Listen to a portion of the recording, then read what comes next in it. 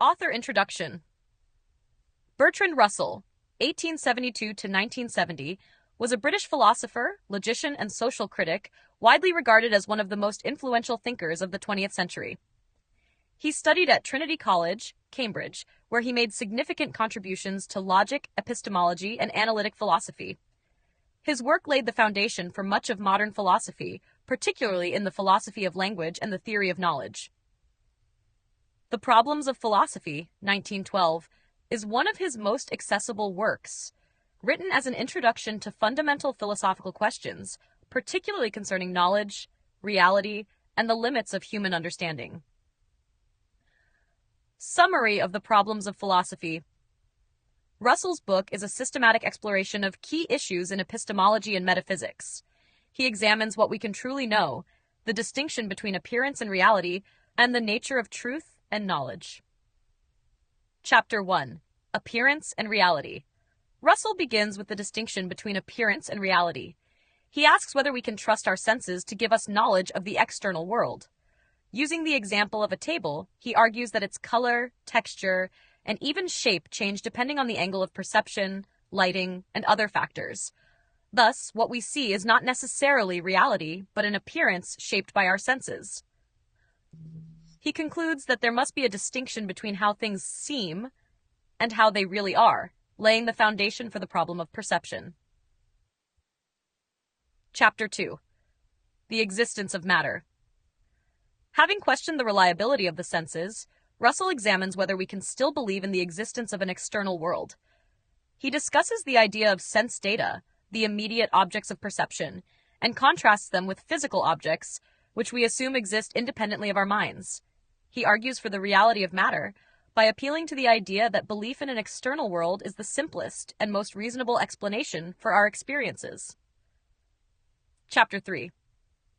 The Nature of Matter.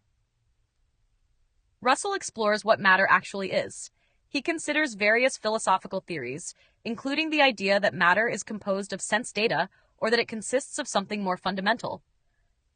He leans toward a structuralist view, suggesting that while we may not know the true nature of matter, we can understand its relations and structure through science and mathematics. Chapter 4. Idealism. Russell introduces idealism, the philosophical view that reality is fundamentally mental. He examines the arguments of philosophers like George Berkeley, who claimed that to exist is to be perceived, esse percipi.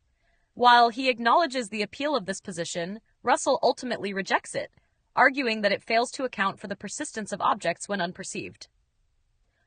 Chapter 5. Knowledge by Acquaintance and Knowledge by Description.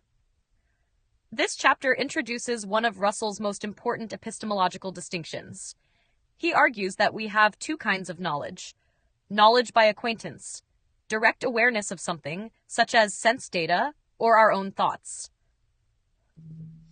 Knowledge by description, knowledge of things we have not directly experienced but know through descriptions, such as historical events or scientific theories.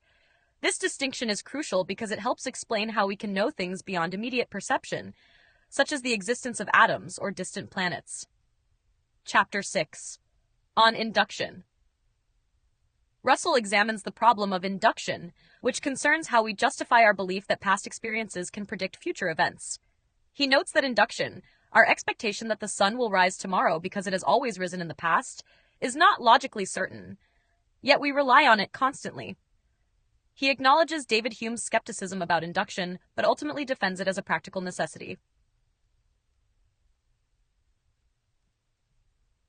The limits of philosophical knowledge.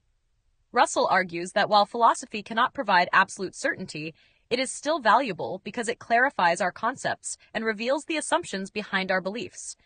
He suggests that philosophy is more about asking questions than providing final answers. Chapter 8. The World of Universals. This chapter explores universals, abstract properties or relations that can be shared by multiple things, such as redness or triangularity. Russell defends Platonism, arguing that universals exist independently of the objects that instantiate them. This is a key contribution to metaphysics, influencing later debates about abstract entities. Chapter 9. The Problems of Truth.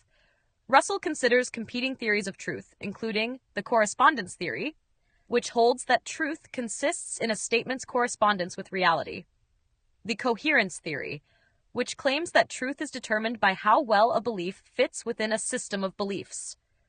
He ultimately supports the correspondence theory, arguing that beliefs must align with external facts to be true. Chapter 10. The nature of knowledge. Building on previous discussions, Russell asks whether knowledge is merely true belief or whether justification is also required. He argues that knowledge involves justified true belief, but acknowledges that skepticism always lurks in the background, making absolute certainty difficult. Chapter 11. The limits of philosophical knowledge. Russell revisits the question of what we can truly know.